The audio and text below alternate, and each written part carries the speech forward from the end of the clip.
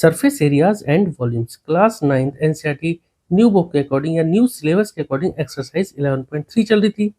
Question number 2 तक हम complete कर चुके हैं। अब करते हैं क्वेश्चन नंबर 3।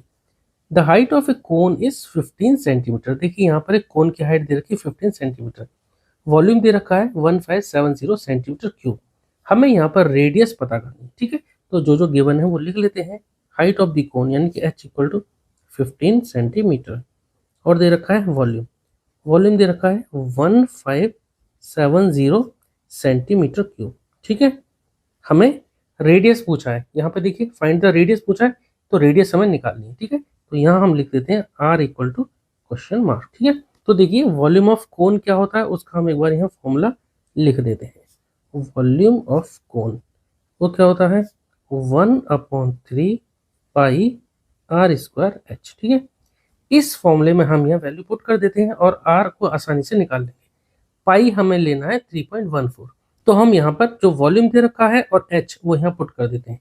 तो देखो यहाँ लिख देते हैं 1/3 पाई, पाई यानी कि 3.14 पाई r², r हमें नहीं पता, r² को ऐसे ही रहने देते हैं, इंटू h कितना है 15 सेंटीमीटर इंटू 15।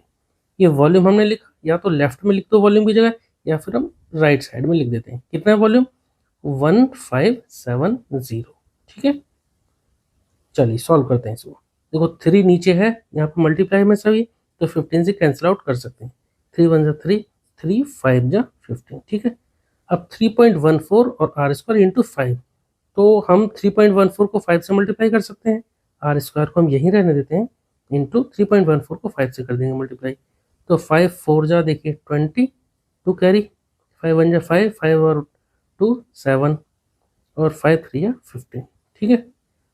1 2 2 डिजिट के बाद पॉइंट है, तो 1 2 2 डिजिट के बाद हम यहाँ पर पॉइंट लगा देते हैं, ठीक है।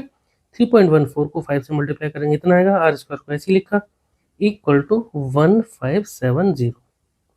अब r² के साथ ये मल्टीप्लाई में है, दूसरी तरफ जाएगा तो डिवाइड में जाएगा, ठीक है।